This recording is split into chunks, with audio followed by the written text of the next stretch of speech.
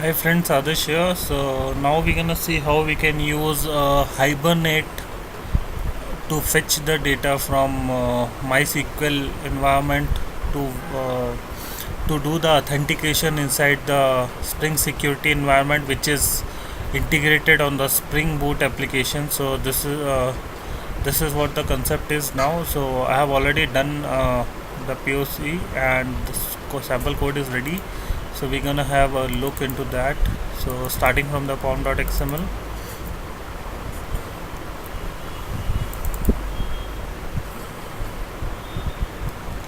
So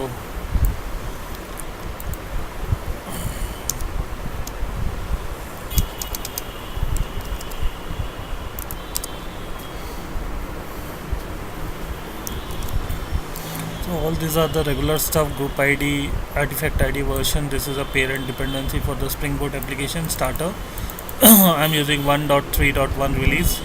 Organization, licensing, developer, all these are regular stuff. Repositories I have configured, and then we have a bunch of property like application name, encoding, and JDK version. So here we have not specified any version here for Spring Boot starter. So it's gonna check with the parent one, and according to that it's gonna pull up. So it will pull up the latest one only. Here we have specified the free marker template, then followed by the Spring Security starter, and then Spring starter data for JPA MySQL connector, so that we can connect to the MySQL database. This is a Tomcat embedded Jasper, then servlet dependency for JSTL, and then test related dependency. This is the our regular configuration, output directory and all. This is a plugin, Maven compiler plugin, and followed by the Spring Boot Maven plugin, which gonna create a executable jar. So let's go into the code. So we have a bean class. So for this I have not set the JDK. This is a response bean, inside which we're gonna get the response in the JSON form. Then followed by we have a persistence configuration here. So you can see that application.property, we have enabled the transaction management property source configuration. So all this driver, db password, db url, username, Hibernate dialect, show SQL, HBM to DDL, all these things I have created. This gonna create this method gonna create a data source for us. Then this method here in the data source, we are using driver manager data source. So we have configured all the property like driver name, url, database, username, password. Then inside the local session factory, we have mentioned the data source here. We are calling that method. We are setting the data source, and then packages where our entity class are in this package. Then we have defined the Hibernate property, couple of Hibernate property like dialect, show SQL, DDL, Hibernate data definition language tool, and then Hibernate property I have configured here, and we are returning the session factory. So this is what the transaction manager we have configured. So inside the transaction management, we are in this method we have configured the transaction manager. So if we go into the security configuration here, so it's just a regular stuff. Configuration, enable global method security, and then order we have specified. We have override the order, predefined order. We have injected auto wired the user detail service. Then this is what we have configured to ignore all this URLs for the security filters and all inside the Spring environment. Then we have a configured method here for this. For anything which comes with the login/login URL, it gonna give all the permission. For anything /welcome, it gonna have any one of the permission like user, super admin, you role, or something like that. And then any request should be fully authenticated. Here we have specified the login page /login, and then default success URL. And if something gonna login failure, then this gonna come up, and this is a username, password, form parameters, and then log out URL, remember me, and then log out successful URL. So all these things we have specified. Here we have, if friends, here you need to just be a little bit conscious, because I have configured here user detail service without password encoder here. So it means that my password is, as of now, it's a plain, in the plain text. If you want, you can just uncomment this section, and you need to just the password in the database, it should be encoded in this format. As of now, I have not done so, that's why this line I have just ignored, but I have kept it because I tried it already and it's working. So it's up to you. Just to make it simple, I am not doing this as of now. So here we have detail service, our own custom detail service, where we have implementing user detail service, and we have overridden load by username, and then based on that we gonna internally we are using user manager, and then user manager gonna get the user with that name, and we are getting the related authorities, and we are just building the user detail object, and we are returning back. We are injecting the user manager here, and then we have a user details IMPL class here. It's just a wrapper implementing from user detail. Then we have a persistence stuff here, like entities. So this is an entity model, this is a basic entity. Then we have an abstract entity here, which has ID and all. Then we have a user extending from abstract entity, and user role. So if you see, these are the Hibernate annotations here for the table and all columns and all. And then we have a many to many relationship between user and the user role, because one user can have many roles, and many roles can be allotted to one user, and there will be a table, joint table, user role mapping table, which gonna Hibernate will take care of that thing. So we see the user role entity extending from abstract entity. Then just a user name, and then we have repositories, where we have abstract repository, and then entity repository, and then abstract repository. This is a implementation where we are injecting a session factory object somewhere here in this section. We are, and based on the session factory, there are couple of utility methods I have defined, because these are the generic classes which I am going to use across my many of the POCs and all. So that's why I will usually create. So all these things, it gonna get session and then do all this corresponding stuff. And we have a user repository and role repository, and then followed by their implementations here. So folks, one thing which I have kept here, like I have kept the transactional on the repository level, but it's not a good practice. So always make sure that you're gonna put the transactional annotation on the services instead of repository directly. Okay, just to make it simple, I just kept it on the repository itself. And then we have a controller here, it's a login controller. So any request comes with the /login, it's gonna give this model and view object, and this model and view object will be pop up on the client browser. And then we have a welcome. So here we have ESpark user page will be pop up. We have a user manager here, which in turn use user repository and role repository, and which does the user management. Ideally we should put transactions on manager or services somewhere. So this is our own start main class, extended from SpringBoot initializer and all. So we can execute our application from this location or directly from the terminal itself. So we have an application property here where we have defined, just a minute folks, I'm getting call.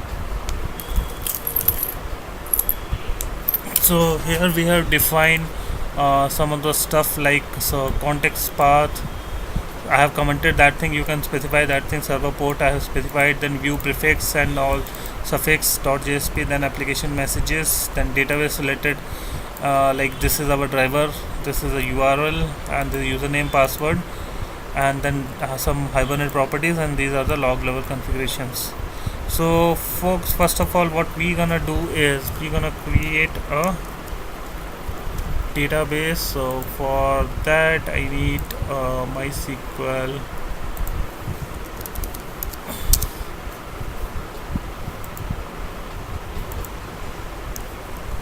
So here, if you see, if you are enabling your encrypted password, then instead of this insert script, you should use this insert script, which I have commented as of now. It's up to you. So okay, I have not selected.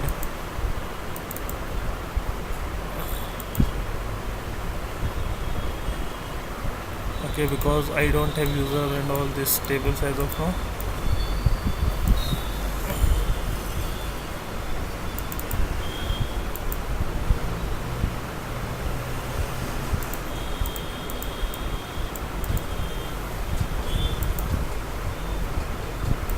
Okay, we don't have this, we don't need these lines here.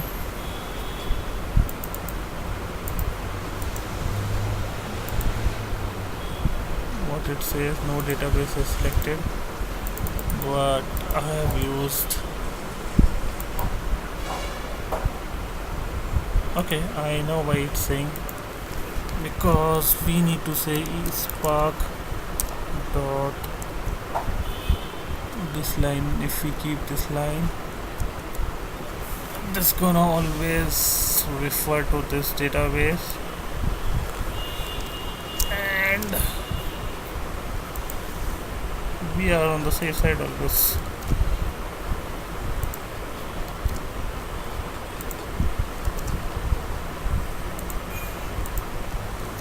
Or instead of that, what we can do, we can say use ESpark, so that gonna also help us. So let's see. Okay,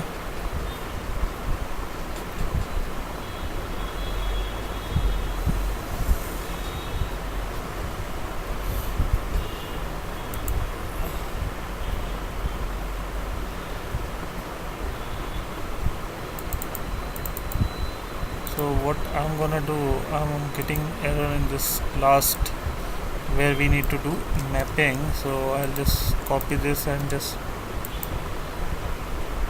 so now my all tables are ready. So this command I can just paste it here, or I can say use Spark. This gonna help us also. So I guess I have given you a complete walkthrough of the code here, but I'm gonna make sure that whatever the values we are expecting, everything is here, and then we're gonna fire up our. So if you see your database, everything is there. So we gonna say mvn clean install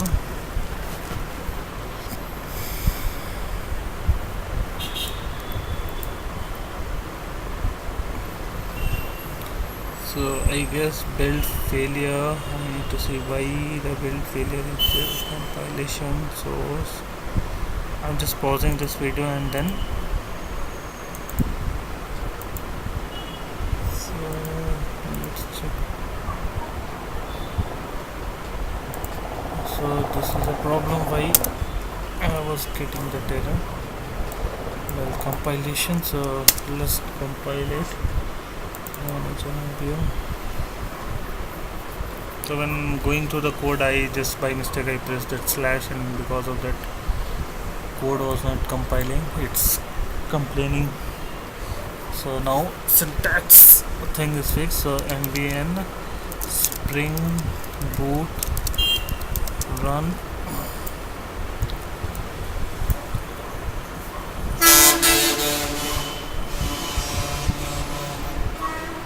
my flat is next to the main road, so you can hear all this honking and all in the late night also.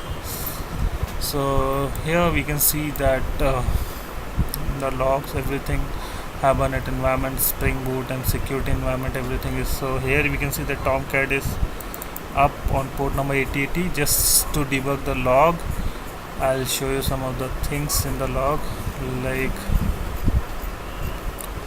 all the table related metadata, user role, everything is post. Then all these things what we have configured in the MVC environment, and then the URLs which we have configured. So let's hit up the URL first. Localhost 8080. I guess UI will be the same because I'm using the same CSS and all. So look wise it says username password is not correct, so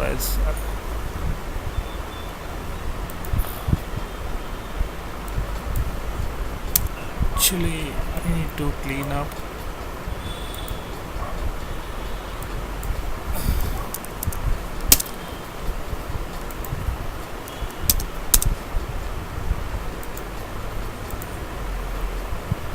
Let's see port number 8080.